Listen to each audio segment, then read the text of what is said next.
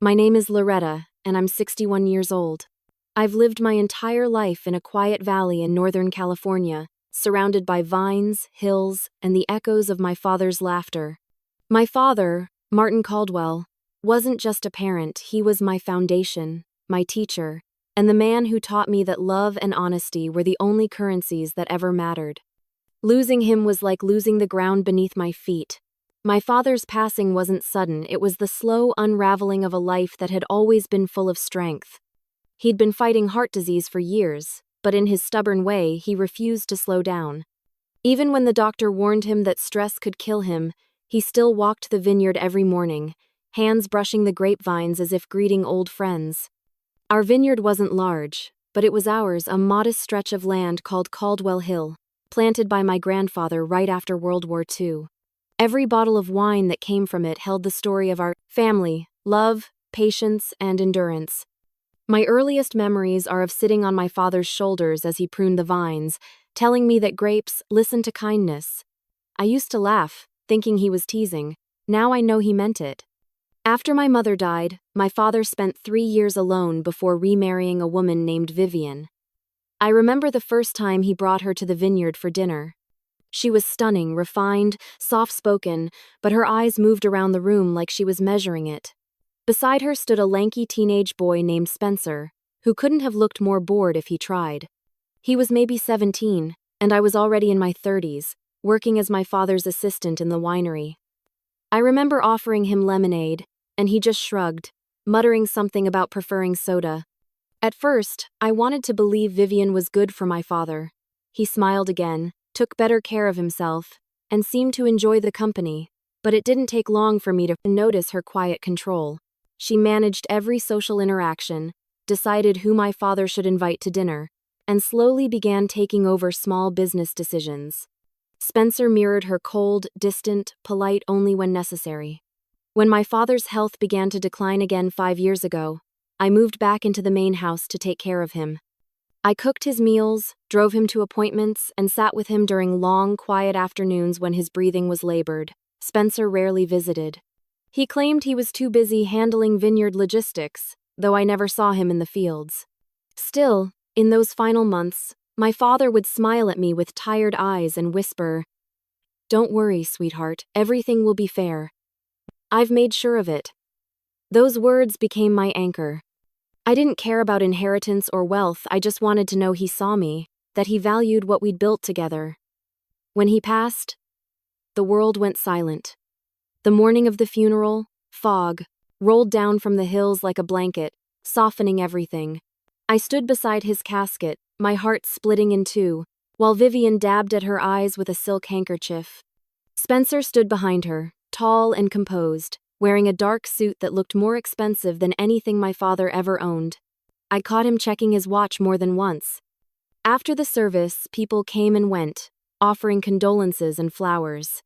But by the next morning, Vivian and Spencer had already started packing up my father's study, his papers, books, even the photos from his desk. When I asked if they could slow down, Vivian said with a smile that organization helps her cope. It didn't feel like coping. It felt like claiming. 2 weeks later, we gathered at a law office downtown for the reading of the will. I was nervous but hopeful. My father had always been fair, and even though Vivian had been his wife for nearly 2 decades, I believed he would make sure the vineyard stayed in the family, the Caldwell name. The office was cold, the kind of cold that creeps into your bones. Vivian sat across from me, dressed in black again, even though the mourning period had long passed. Spencer lounged beside her, his fingers tapping the table impatiently. The lawyer, a middle-aged man I'd never met before, cleared his throat and began reading. I waited to hear my name. I waited for mention of the vineyard, the house, the cellar, something, anything that reflected my father's promise, but instead, every line sounded like a knife. To my beloved wife, Vivian Caldwell, I leave full ownership of the vineyard, the estate, and all financial holdings. He continued reading, and my stomach twisted. My name appeared once buried near the end. To my daughter, Loretta, I leave the personal contents of her childhood room and the keepsakes she may wish to retain. That was it. I remember the blood rushing in my ears. My mouth went dry. Vivian gave a soft, sympathetic sigh, the kind you give to someone who's just lost twice in a row. Spencer didn't even try to hide his smirk. Afterward, I walked outside in a daze. The afternoon sun glared off the pavement, and everything blurred. Had my father really forgotten me? Had he changed his mind at the end? I went home that night to the guest house behind the vineyard, numb and hollow. I tried to tell myself that it didn't matter that my memories were enough, but grief twisted into confusion, and confusion into anger. None of it made sense. My father wasn't the kind of man to leave his daughter with nothing. I spent the evening pacing, unable to sleep. Around midnight, I walked to the main house one last time. It was quiet, too quiet. Vivian and Spencer had gone to the city for the night, leaving the lights off and the door unlocked. I stepped into my father's old study, the room that used to smell of cedar and wine corks. The shelves were half empty now, but I could still see faint outlines where his favorite books had once stood. I sat in his chair, running my fingers across the desk surface, tracing the grooves where his pen had carved small marks through years of paperwork. Something inside me said, "Look closer." The fireplace was cold, but the ashtray beside it held something odd, a small pile of gray dust and half-burned scraps of paper. I leaned closer, squinting at the edge of one piece that hadn't completely turned to ash. My heart stopped. It was a torn envelope charred around the edges, but my name was still visible, written in my father's unmistakable handwriting. I reached for it, fingers trembling. Whatever it once held was gone, but the fact it existed at all told me something vital. My father had written to me before he died, and someone had tried to destroy it. I stared at the scorched paper, the smell of burnt ink still faint in the air, and whispered, "What did you try to tell me, Dad?" At that moment, I didn't yet know that the answer to that question would unravel everything I thought I knew about my family and change the fate of Caldwell Hill forever. I didn't sleep that night. The image of that half-burned envelope haunted me, my name written in my father's handwriting, his looping L unmistakable, even beneath the ashes. By morning, I had made up my mind. I wasn't going to rest until I knew what had been inside that letter. I spent hours combing through my father's study, opening every drawer, shifting through the files that Vivian hadn't already boxed up. The scent of old paper and dust filled the air, mingling with the faint aroma of his cologne still lingering in the curtains. My hands shook as I moved papers aside, terrified that if I wasn't careful, I'd destroy the one clue he'd left for me. Then, tucked between two leather-bound ledgers, I found it, a folded envelope, singed along one edge but still sealed. My heart jumped. My name was written again, in the same familiar script. For a long moment, I just stared at it. My throat tightened. What if it was just a farewell? What if it had nothing to do with the will, or the house, or any of the things my heart refused to let go of? Still, my fingers moved on their own, tearing the seal slowly, reverently. The paper inside was soft, thin, like the kind my father used for personal notes. The moment I saw the first line, tears blurred my vision. "My dearest Loretta, if you're reading this, it means I didn't get to tell you everything before I left this world." I covered my mouth, reading on as my father's voice filled my mind. His handwriting carried the same gentle precision he used in the vineyard logbooks, the kind of care he gave to everything that mattered. "I've updated my will recently. The last copy I signed, the one I trust, isn't with Vivian's lawyer, it's with someone I trust completely. You know him well. He's honest and loyal, and I know he'll do the right thing if anything goes wrong." I froze. Someone he trusted completely? My mind raced. That had to mean Mr. Jeffries, his longtime attorney. My father had worked with him for years. If my father gave him the real will, then what was the one Vivian and her lawyer had presented? I read the next lines, my heartbeat hammering in my ears. "If you ever doubt what you're told after I'm gone, look deeper. The truth isn't always where it's supposed to be. If something doesn't seem right, trust the blue folder." The blue folder. I lowered the letter slowly, my mind spinning in a dozen directions. A blue folder? Where had I seen one? I pictured his study rows of green and brown binders, black boxes, a few red ones but no blue. Why would he mention it? What could possibly be inside? Then a darker thought crept in. If my father truly left a copy of his real will with someone else, why had that person never come forward? Unless they couldn't. I pressed the letter to my chest, staring out the window at the empty vineyard beyond. The vines looked bare this time of year, thin lines against the frost-tipped ground. My father's presence felt everywhere and nowhere all at once. I had to find Mr. Jeffries. He was the missing piece. I rummaged through the drawers again until I found his business card tucked into an old notebook. My fingers flew across my phone screen as I dialed his office number, praying he'd pick up. Ring. Ring. Then an automated voice. The number you have dialed is no longer in service. I tried again. Nothing. Panic flickered beneath my ribs. I looked him up online, nothing recent, just an old listing marked permanently closed. A cold wave washed over me. I called a friend of his, another local lawyer my father once mentioned, but she told me Mr. Jeffries had moved away unexpectedly, maybe to Florida. No forwarding contact, no explanation. Just gone. My father's lawyer gone right after his death? My instincts screamed that this wasn't coincidence. Vivian must have had something to do with it. I picked up the letter again, tracing the words, "Trust the blue folder," with my fingertip. My father always loved his quiet codes, hidden messages in vineyard ledgers, initials in wine names, notes tucked into recipe books. Maybe he'd hidden this folder in plain sight. I tore through the study again, opening cabinets, flipping through stacks of documents. No blue. Just dull beige and brown files, most labeled neatly in Vivian's precise handwriting. The woman was thorough, too thorough. I checked under the desk drawers, behind bookshelves, even in the hidden compartment under his desk blotter where he used to keep old love letters to my mother. Nothing. Hours passed. The sunlight faded into the dull orange of late afternoon. Dust floated in the air, and I felt exhaustion creeping through my limbs.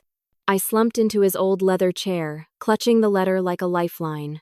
For a moment, I could almost hear him. His voice steady, reassuring, telling me to stay strong, to listen, to trust myself. I whispered aloud, "What did you mean, Dad?" "What blue folder?" As if in answer, the sound of footsteps echoed down the hallway. I froze. Vivian was supposed to be at her sister's in town. Spencer was supposedly helping her sort paperwork for the estate. So who? The door creaked open. "Loretta?" I turned in my chair. Spencer stood in the doorway, his hand still gripping the knob. His eyes darted around the room, landing on the open drawers, the piles of papers scattered across the floor. "What are you doing?" he asked sharply, his tone tight. "I was just looking through some of Dad's things." He stepped closer, his jaw clenching. "You shouldn't be in here." His gaze flicked to the letter still in my hand.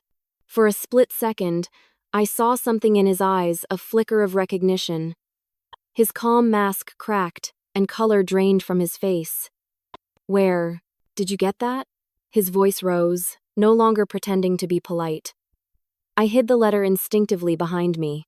It was in his desk. He wrote it to me. His eyes darkened, rage and fear blending together. "You don't know what you're talking about," he hissed. "You need to stop digging."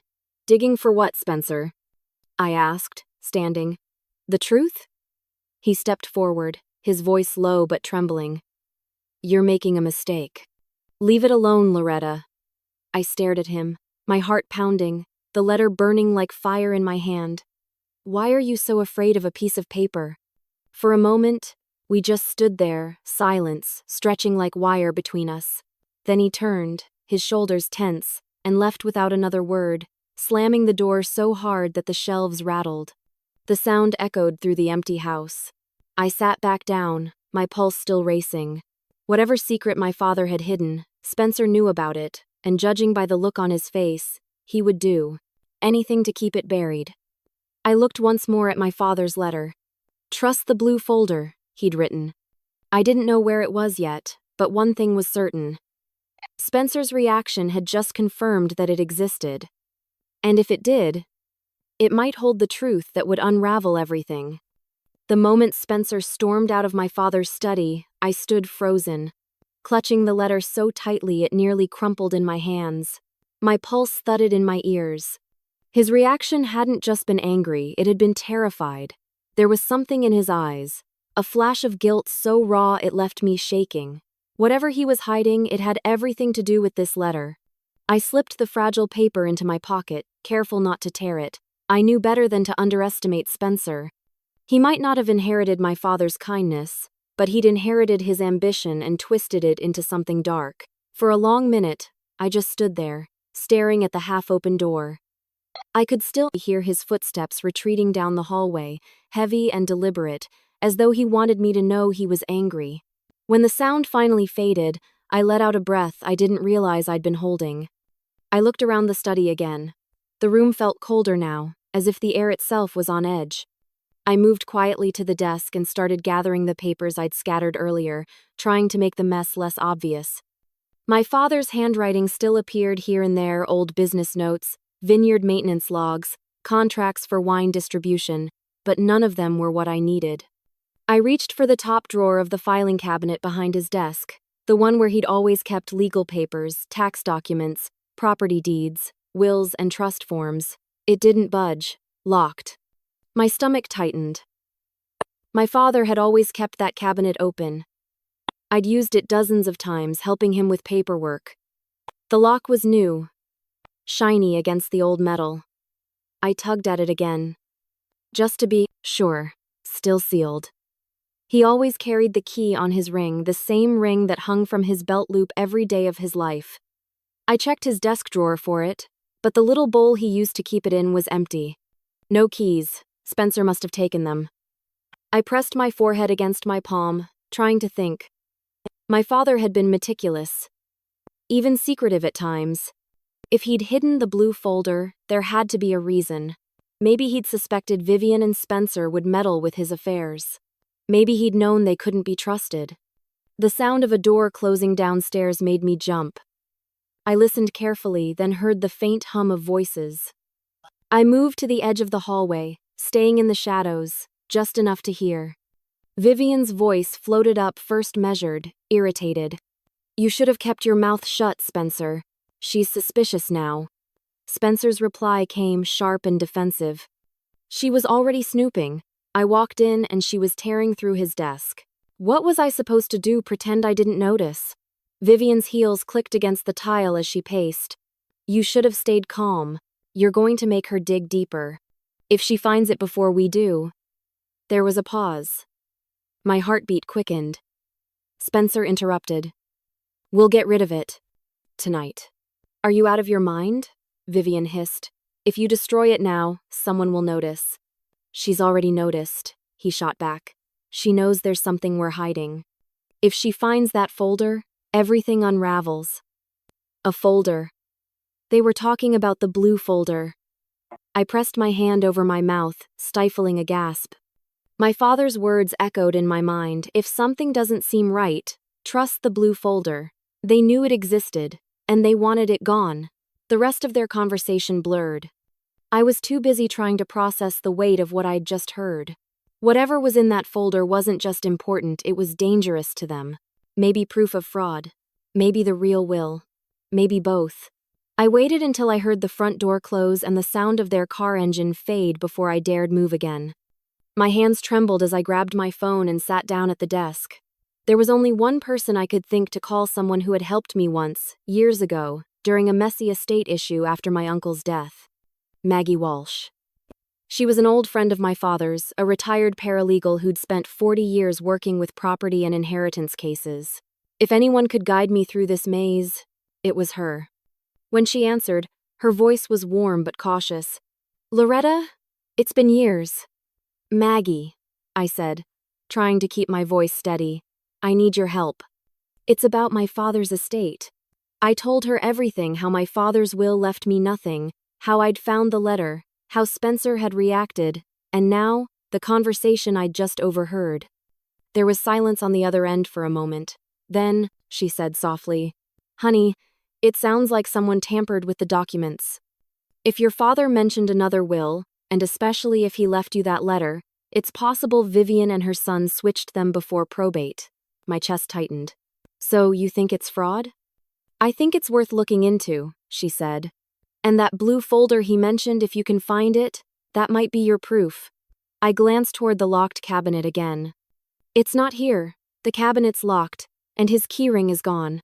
Don't try to break into anything just yet, Maggie warned. Let's do this the right way. I'll drive out tomorrow morning, bring some legal forms, and we'll see what we can recover. In the meantime, stay calm and stay safe.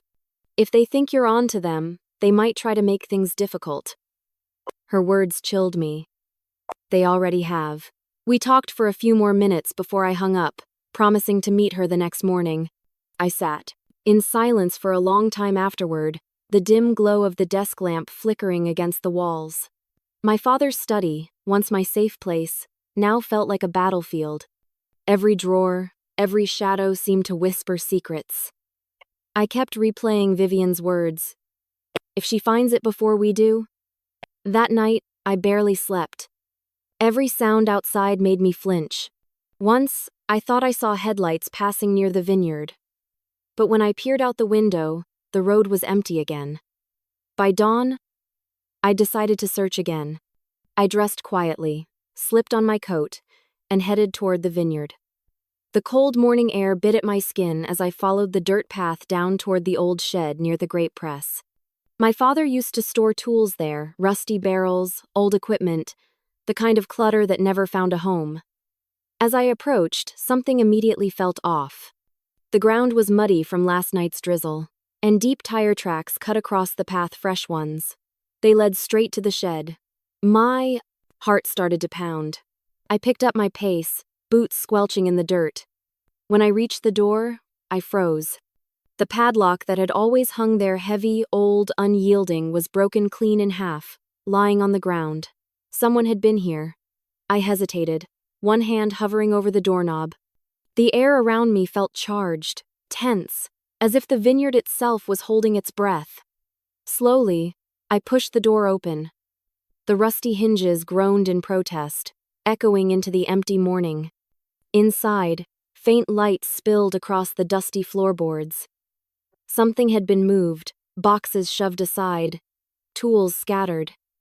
Whoever had been here wasn't looking for farm equipment. They were looking for something else, and I had a sickening feeling I already knew what it was. The cold morning air cut through my coat as I stood before the old vineyard shed, staring at the broken padlock on the ground.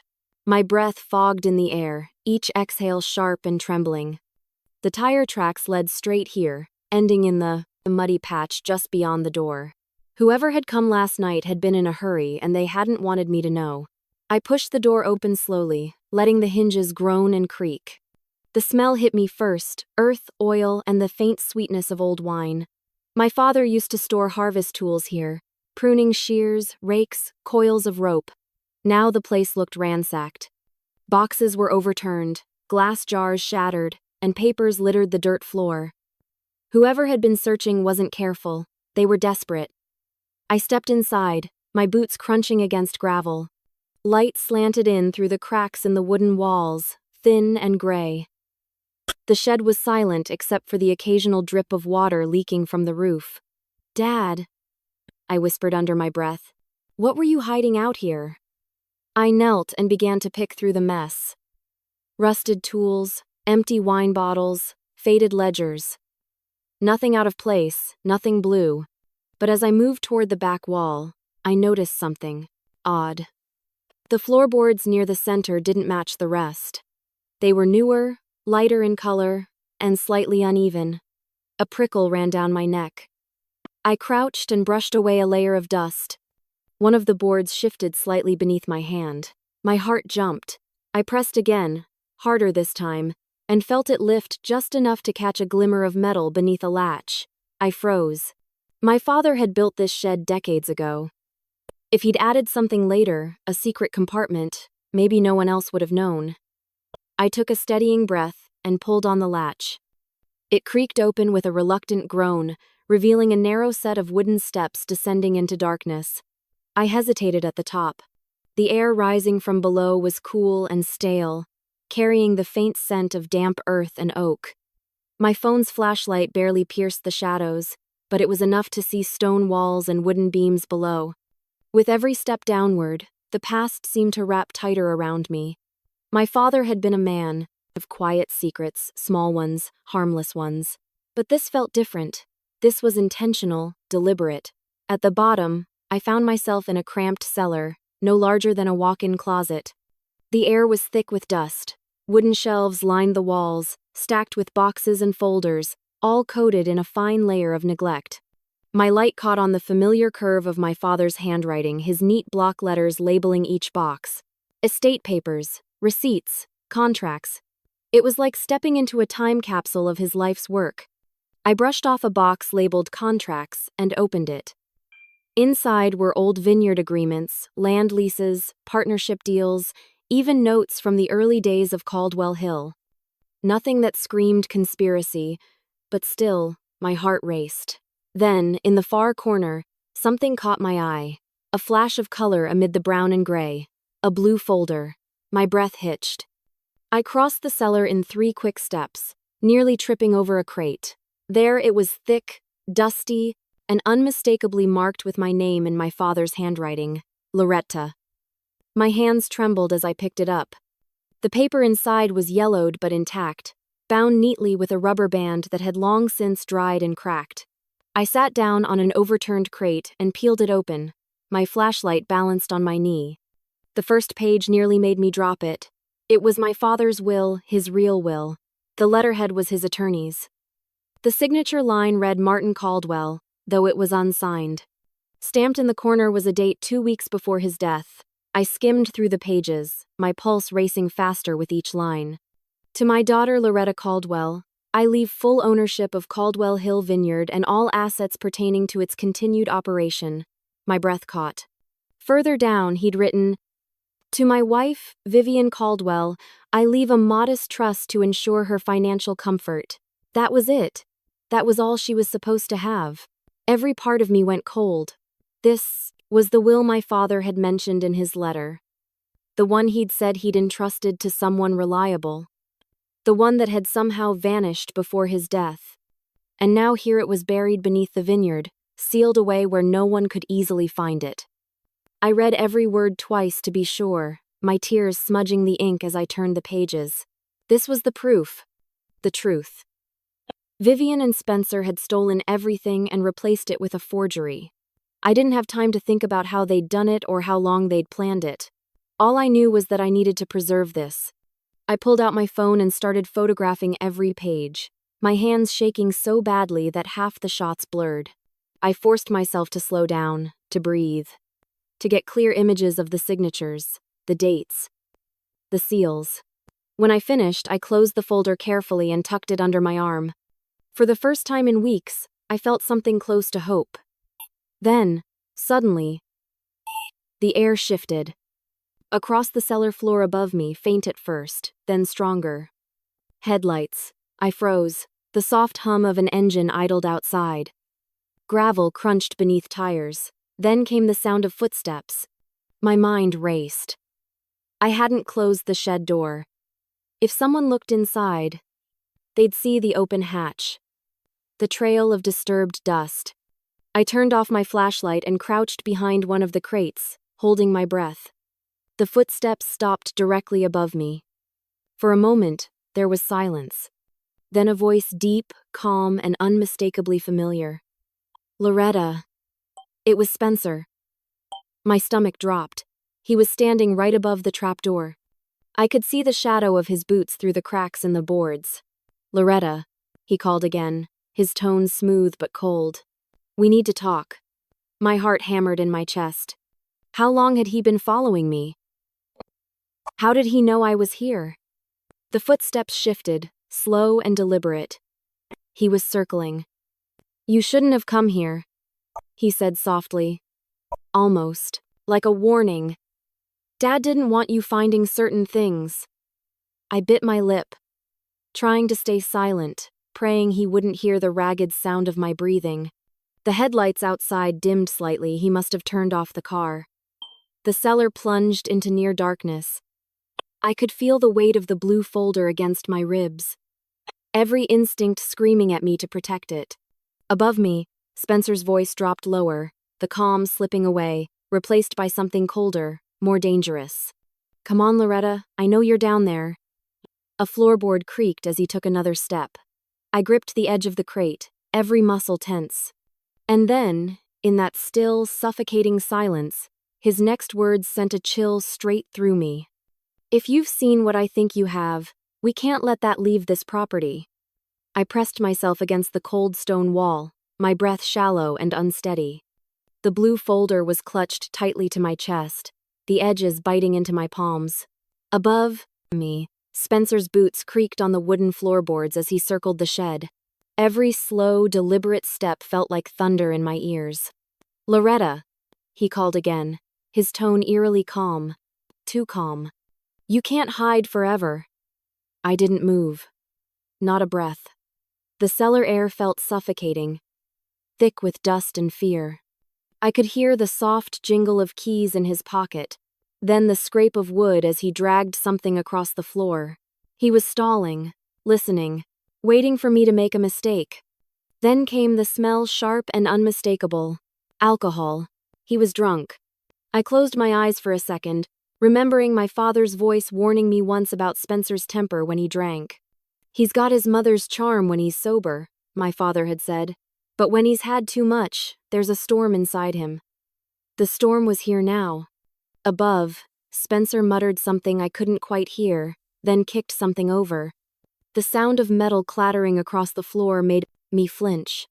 This should have been mine from the start, he snarled. All of it, not hers, never hers. I gripped the folder tighter, my fingers trembling. The cellar was pitch dark now except for faint streaks of light slipping through the cracks in the floorboards. I could see the faint shadow of his movements above me, pacing like a caged animal. You think you were the favorite, don't you? He shouted suddenly, his voice echoing through the shed. He pitied you, Loretta. That's all it was. He kicked another box. Wood splintered. I bit the inside of my cheek, forcing myself not to make a sound. If he found the hatch, if he realized where I was hiding, I wasn't sure what he'd do. After what felt like an eternity, his pacing slowed. Then silence. I strained my ears, listening. A few seconds later, I heard the door creak open, and then slam shut. Gravel crunched outside, followed by the growl of an engine starting. He was leaving. I waited, counting the seconds. In my head, 30, 60, 90. The engine noise faded into the distance. Only then did I dare move. I climbed up the ladder, my knees shaking, and pushed open the hatch just enough to peek through. The shed was a wreck, boxes overturned, the table smashed. Spencer's anger had torn through the place like a hurricane. I climbed out slowly, pulling the hatch shut behind me, and stepped outside into the night. The vineyard was still, wrapped in a heavy fog that muted every sound. My heart pounded as I hurried down the narrow path behind the vines, my flashlight off, relying only on the faint glimmer of the moon to guide me. The walk home felt endless. Every rustle of leaves, every snap of a twig made me jump. But eventually, I reached the back door of my little house near the vineyard's edge. My hands were trembling so badly I nearly dropped the key twice before getting the door open. Inside, the house was dark and cold. I didn't turn on the lights. I just locked every door, drew the curtains, and collapsed onto the couch, still holding the folder. When I finally had the strength, I pulled up one of the loose floorboards beneath the rug in my bedroom, an old hiding spot I'd used as a child for diaries and small treasures. The hollow space beneath was just big enough for the blue folder. I wrapped it in a towel to protect it from dust, set it inside, and replaced the board carefully. Then I sat back and let the weight of everything crash over me. I had proof, real, tangible proof that my father's will had been forged. Proof that Vivian and Spencer had stolen everything. And yet, I couldn't tell anyone not yet, not without knowing who to trust. By the time dawn lightened the sky, exhaustion pulled me under. I fell asleep on the couch, still in my clothes, haunted by dreams of my father's voice whispering, "Trust the blue folder." When I woke, the phone was ringing. I reached for it groggily, expecting it to be Maggie, but it wasn't. "Good morning, Loretta." Vivian's voice was smooth as silk, but I could hear the tension underneath. I hope you're doing well. Spencer said you were out near the vineyard yesterday. How are you holding up? I sat up slowly, every instinct on high alert. I'm fine, I said carefully. Just needed some air. That's good, she purred. I thought maybe you'd like to come by this afternoon. There are a few family matters we need to discuss. It's important. Family matters. The words sent a chill through me. Still, I forced my voice to stay calm. Of course, I said. I'll be there. When I hung up, I immediately called Maggie to tell her what had happened. She listened quietly, then said, Don't mention anything yet. Not until we have a plan. Keep that folder hidden and let them talk first. People like Vivian always reveal more than they mean to. I agreed, though my stomach twisted at the thought of seeing them again. That afternoon, I drove to the main house. Vivian greeted me at the door with her usual polished smile, her pearl earrings gleaming. Come in, dear, she said, leading me to the sitting room where Spencer sat slouched in an armchair, looking pale and sullen. The faint smell of whiskey still lingered on him. Loretta, Vivian began, crossing her legs elegantly. I know this has been a difficult time for all of us. Losing Martin has affected everyone differently. I nodded cautiously, saying nothing. I just wanted to remind you, she continued, her voice taking on a subtle edge, that the estate's affairs are already settled. It's time to move forward. Digging into things that no longer concern you will only cause pain for everyone. I met her gaze, forcing a polite smile. I understand. But inside, fury burned bright. She leaned back, satisfied, and waved her hand dismissively. Good. I knew you'd be reasonable. The rest of the meeting was filled with meaningless small talk. But every word felt like a battle. Vivian was watching me, testing me, waiting for any sign that I knew something. I gave her nothing. When I finally left the house, I could feel Spencer's eyes following me until I reached my car. By the time I got home, the sun was sinking behind the hills, painting the sky in gold and violet. For the first time, I allowed myself to breathe again. Maybe I'd fooled them for now. I made tea, locked the doors, and went to bed early, the exhaustion finally winning. Sometime after midnight, a sound woke me. A soft thump. Then another. My eyes shot open. The house was dark. Silent. I sat up, straining to listen. Another sound wood creaking. From the living room. My pulse roared in my ears. Someone was inside. I slipped out of bed quietly, bare feet against the cool floor, and crept toward the sound. The shadows shifted near the window, then vanished. I reached for my phone, but before I could dial, a faint, hollow knock echoed from the floorboards beneath my rug. I froze. They hadn't stolen anything. Not the furniture, not the cash in the kitchen drawer. They'd gone straight for the hiding spot, and the floorboards where I'd hidden the blue folder were disturbed. I stood frozen in the middle of my living room, my heart hammering so hard I could barely breathe. The floorboards beneath the rug were slightly lifted, the nails bent. Someone had been here. Someone had known exactly where to look. I knelt down, pried up the plank with shaking hands, and stared into the hollow beneath. The towel I'd wrapped around the blue folder was still there, but it had been moved. Not stolen, just shifted, like someone had opened it, checked the contents, and put it back to toy with me. A warning. I clutched the bundle to my chest and backed away, locking myself in the bedroom. For the first time since my father's death, I truly felt unsafe in my own home. It was no longer just about inheritance. This was about control. Vivian and Spencer weren't just greedy, they were scared. Scared of what I'd found. When the sun rose, I called Maggie. My voice trembled as I told her everything, the break-in, the disturbed floorboards, the sense that someone was watching me. She didn't sound surprised. They know you're close, honey, she said quietly. That means you've got something real, but you need protection and professional help. I know someone who can guide you through this legally. An attorney named Olivia Hart, Maggie said. She used to work in estate litigation, sharp as a blade and hates bullies. I'll call her first and give her the basics. 2 hours later, I sat in a quiet corner of the town cafe, hands wrapped around a mug of coffee gone cold. Olivia walked in precisely on time, a woman in her 40s with sharp brown eyes and a calm, no-nonsense energy. She introduced herself with a firm handshake and slid into the seat across from me. "Maggie told me you've got documents that contradict a probated will," she said, lowering her voice. "That's serious business, Loretta, but not impossible." I opened my bag and handed her the photographs I'd taken of the blue folder's contents, along with the letter my father had written me.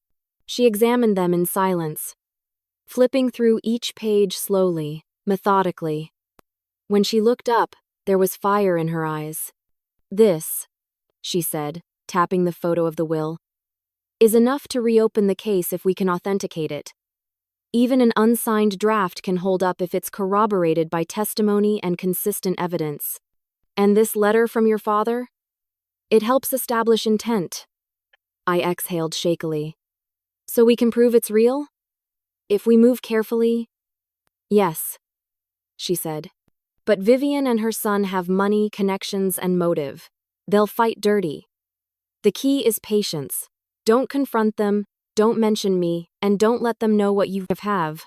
Her gaze softened a little. "Stay quiet for now. I'll start the paperwork for a motion to reopen probate. But we'll need to track down your father's original lawyer, Mr. Jeffries. If he's still around, his testimony could blow this wide open." I nodded, clutching my cup.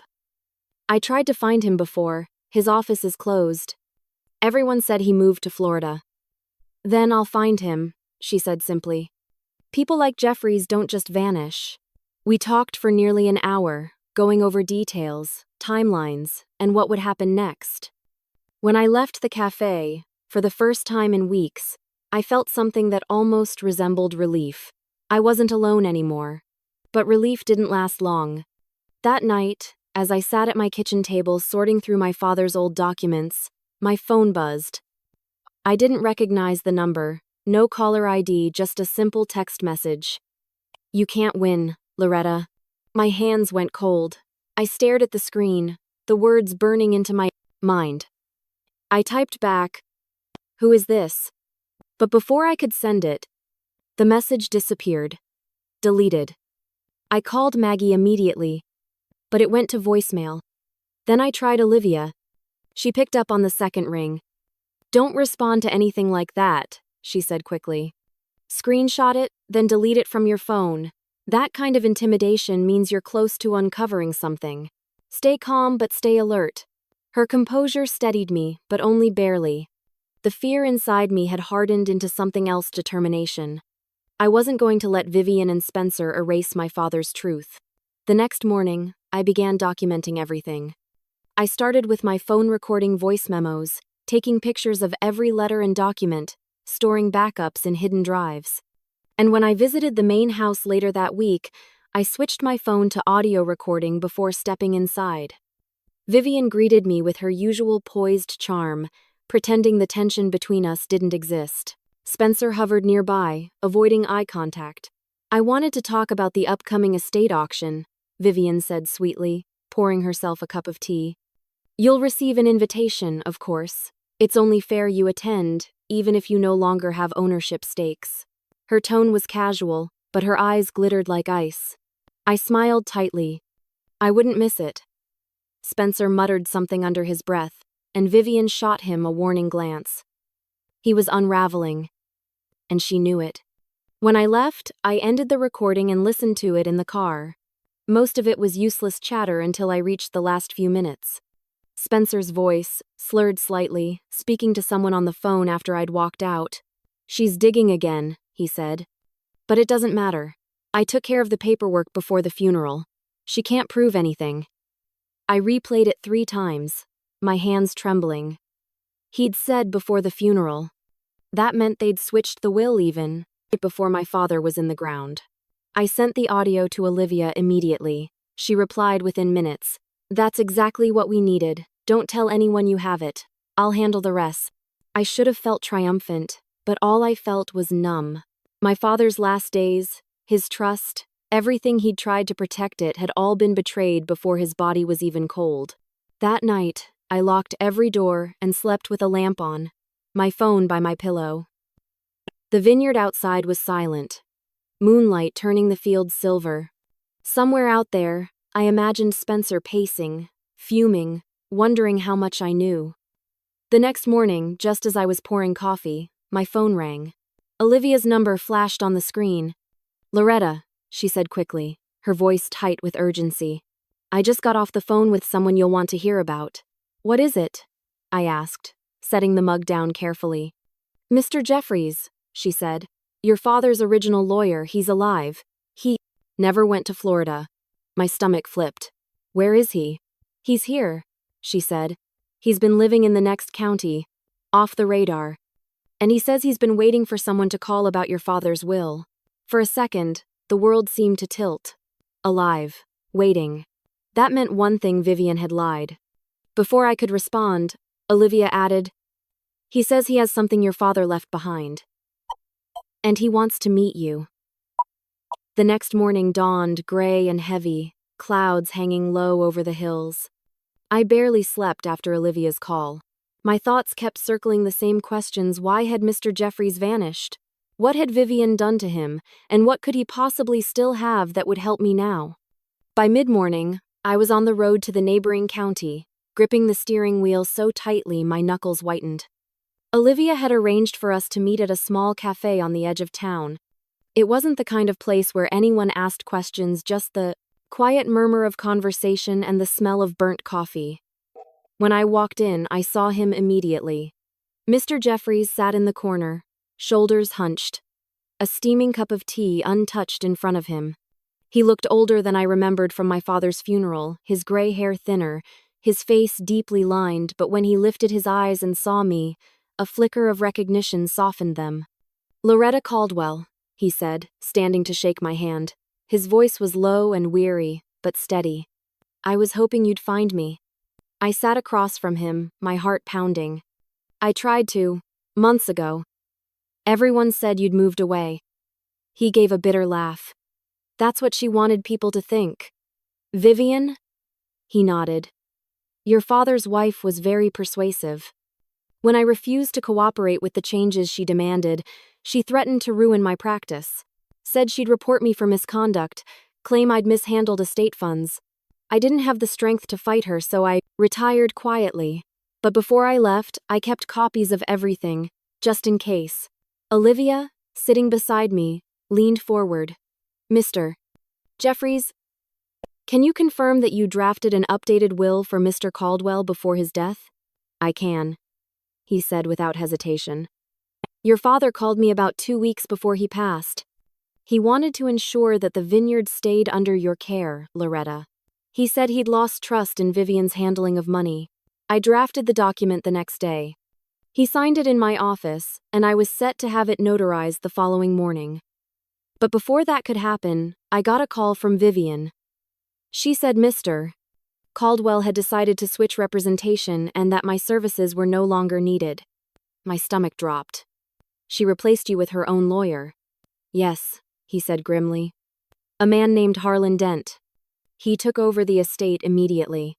When I asked for confirmation from your father himself, I was told he was too ill to speak. Days later, I heard he'd passed." Olivia's eyes narrowed. "Did you keep any backup documentation of that last will?" Jeffries reached into a worn leather briefcase and pulled out a small flash drive and a stack of printed papers. "Every file I had," he said. "Emails between your father and me, the draft copy, even the timestamp from when the file was created. It's all here. The handwriting, the formatting, the terms, everything matches what you described from the folder you found. The forgery they filed afterward is sloppy by comparison." I stared at the documents, barely able to breathe. The proof was right there. My father hadn't abandoned me. He'd been deceived, silenced before the truth could come out. Mr. Jeffries sipped his tea and said softly, "Your father was a good man. He trusted people too easily. But he knew something wasn't right. He told me once, if I can't protect Loretta while I'm alive, I'll do it after I'm gone." I blinked. Back tears. He did. He left me a letter. Told me to trust the blue folder. Jeffries smiled faintly. That sounds like him. Olivia straightened, her tone turning sharp and businesslike again. Mr. Jeffries, would you be willing to testify if this goes to court? He hesitated only a second before nodding. I owe Martin that much. He believed in honesty, and so do I. I'll stand by the truth, no matter what it costs me. By the time we left the cafe, I felt both drained and electrified. The puzzle pieces were finally fitting together. Vivian had orchestrated everything, fired my father's lawyer, forged the documents, and stolen his legacy. But now, I had witnesses, evidence, and a plan. Olivia wasted no time.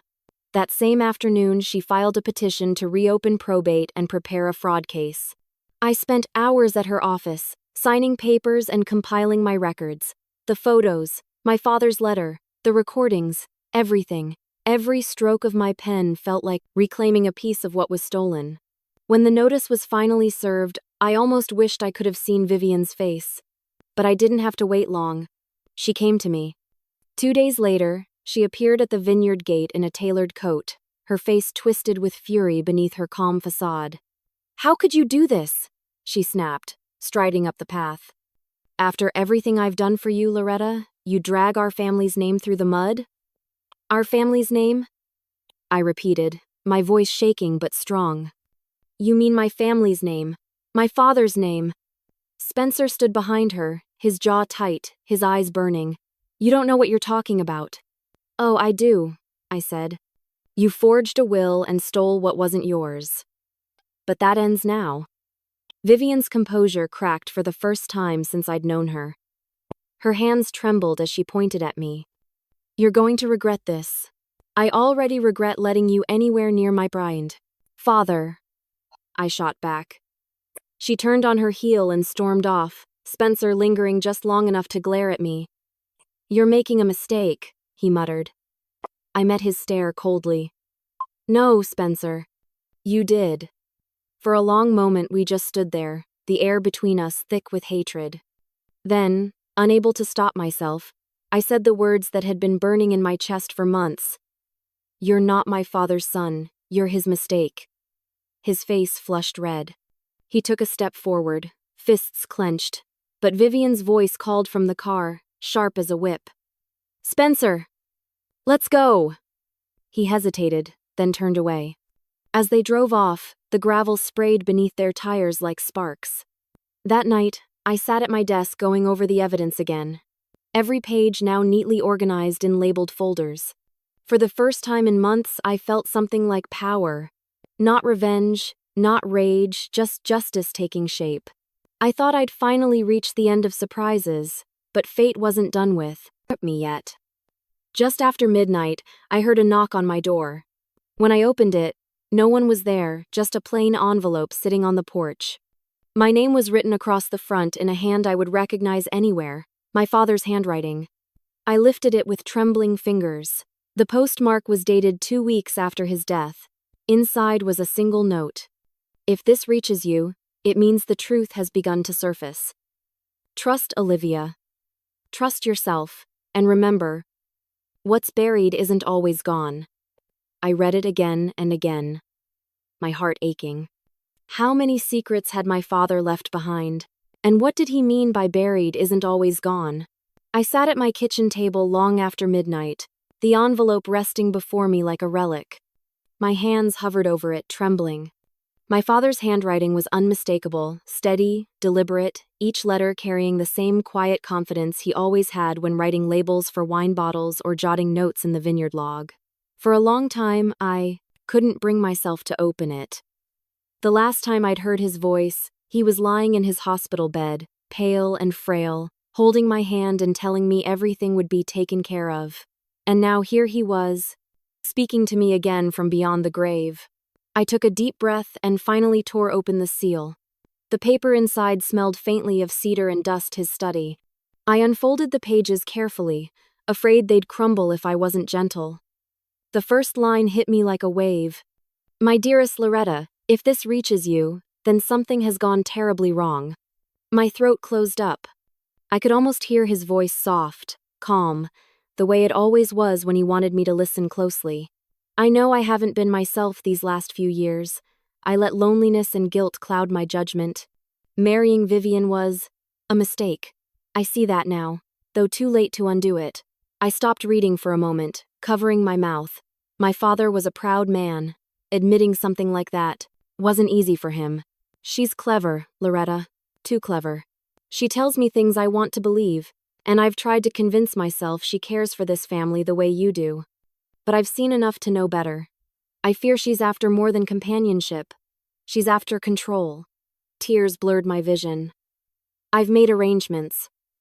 Mr. Jeffries knows everything. He's the only one I trust to ensure that what I've built, the vineyard, the land, our home stays where it belongs, in the hands of someone who loves it. If this letter finds you, it means the safeguards I put in place have failed. It means she got to me before the truth could.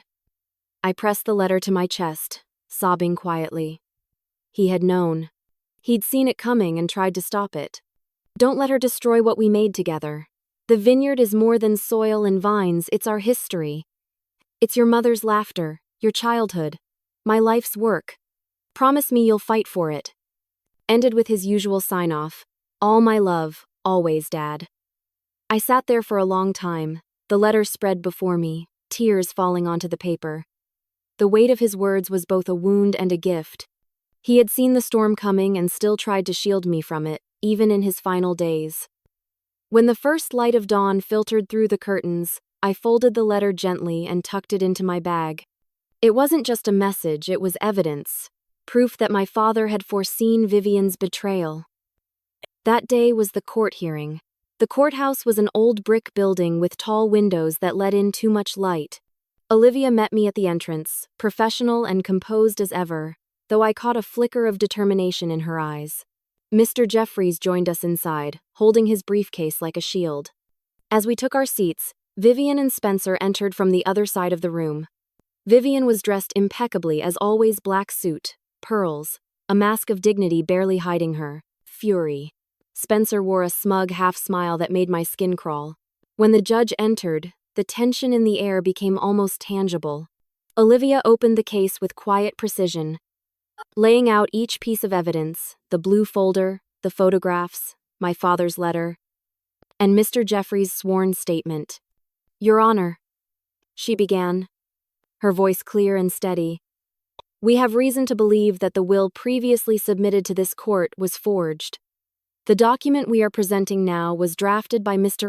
Jeffries, the deceased's longtime attorney, and corresponds with both his handwriting and his final documented intentions. Vivian's lawyer objected immediately, claiming the new documents were fabricated. But Olivia had come prepared.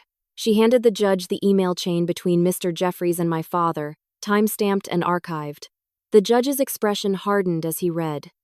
Then Olivia presented the letter, the one my father had written to me, confessing his suspicions about Vivian and his desire to keep the vineyard in my hands. She read a short excerpt aloud, and I felt my throat tighten as I heard his words echo in the courtroom. By the time she finished, the entire room was silent. Even Spencer's usual arrogance seemed to falter. The judge turned to the forensic handwriting expert, who had been reviewing both wills. After a tense pause, the expert cleared his throat.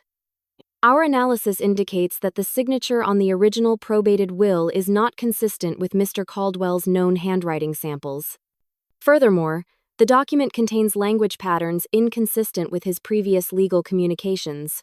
In other words, forged. Vivian's face went white. She opened her mouth to speak, but no sound came out. Spencer leaned toward her, whispering something, his hand shaking. Olivia pressed on. Your Honor, we request that the court invalidate the forged document and reinstate probate proceedings using the verified original will. The judge sat back in silence for what felt like forever. I could hear my own heartbeat echoing in my ears. Finally, he spoke. This court finds substantial evidence to suggest that the will submitted by Mrs. Caldwell may indeed be fraudulent. I'm ordering a full forensic review of all estate documents, including those held in this court's archives. Vivian slumped in her chair, her carefully crafted image cracking. I'd never seen her look so small. I turned to look at Olivia, who gave me a slight nod. Mr. Jeffries exhaled in relief beside us, whispering, "Your father would be proud of you." For the first time, I allowed myself a breath of hope. But just as the judge prepared to adjourn, he frowned and glanced at the clerk beside him. They whispered briefly, shuffling papers. The judge looked up again. "There's something else," he said. "During the preliminary search of our archives, my clerk located an envelope attached to the original probate file. It appears to sated action disting to contain another sealed copy of Mr. Caldwell's will." The room went still. Vivian's eyes widened. Spencer straightened, his smugness evaporating. Olivia froze, then glanced at me with disbelief. The judge continued. "This copy was filed under a restricted court tag, likely by the deceased's legal representative prior to the change of counsel. It appears to be notarized." I stared at him, unable to process his words. A sealed, notarized copy, filed before my father's death? That meant there was no doubt left. My father's real will, signed, sealed, and safe, had been hiding in plain sight the entire time. The judge paused, looking over his glasses at both parties. "We'll reconvene tomorrow morning to examine the newly discovered document." Vivian's mouth twitched, panic flaring behind her mask. Spencer's face drained of color completely. As I rose from my seat, the letter in my bag felt heavier than ever. My father's voice echoed in my mind. What's buried isn't always gone. And now I finally understood what he meant. The next morning, the courthouse was packed.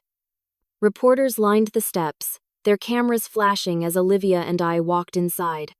I could feel every pair of eyes on me, some curious, some sympathetic, some waiting to see whether truth or deceit would win. Inside, the air was heavy with tension. Vivian and Spencer sat together at the defense table, though they didn't look at each other. Vivian's face was pale, her hands folded tightly in her lap. Spencer, for once, looked smaller, his confidence stripped away. The judge entered, and the courtroom hushed instantly. "We are reconvened to review newly discovered evidence," he said, his voice echoing off the paneled walls.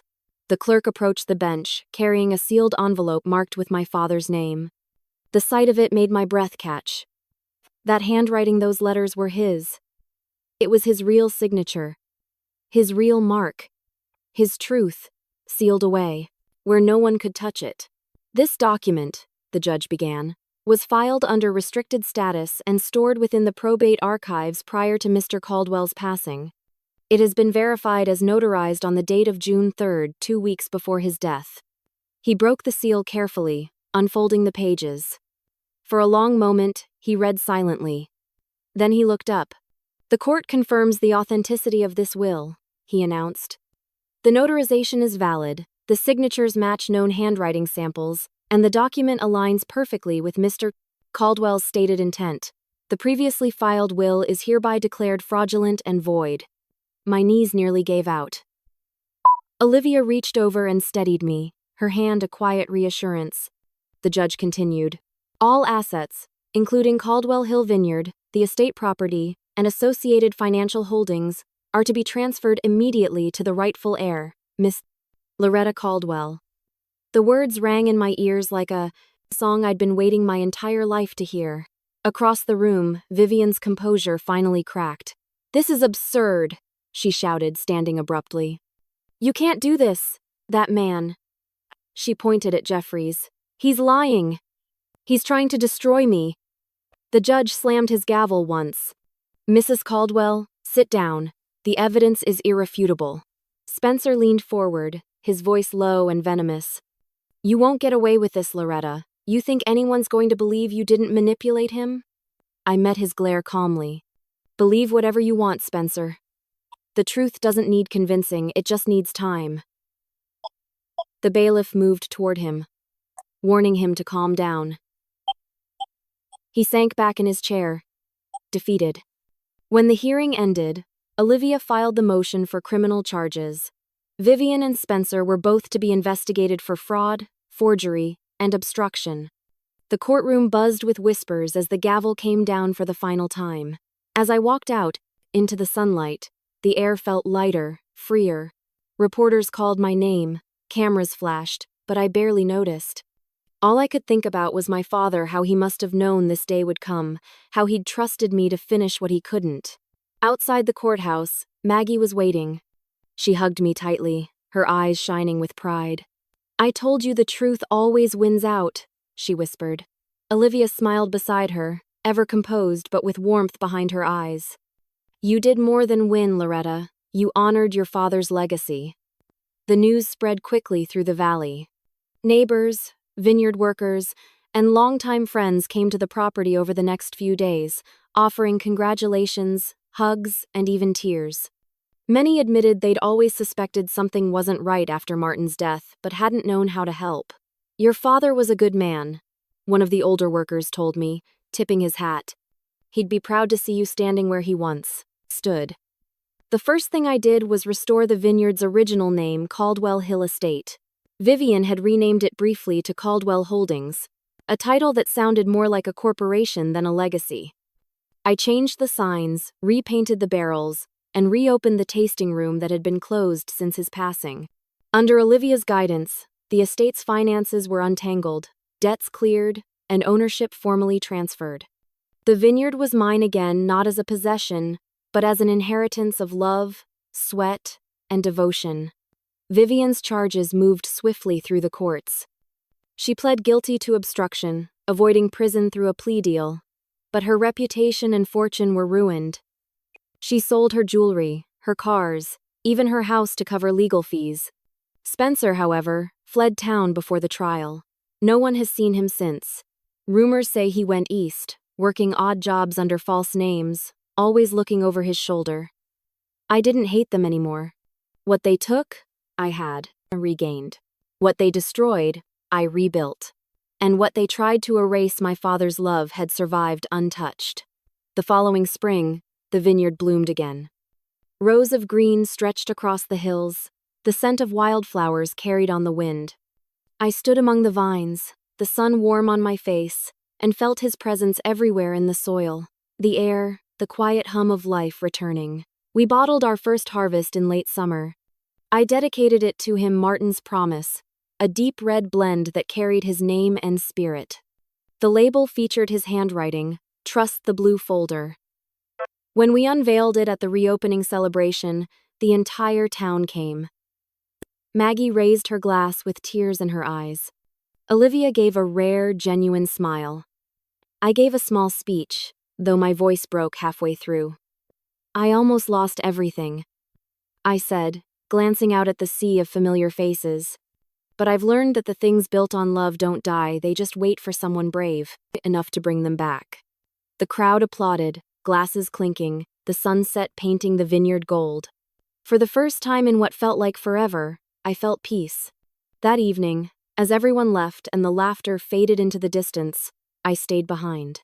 I walked up the hill overlooking the vines, the same hill where my father used to stand every harvest season, surveying his life's work.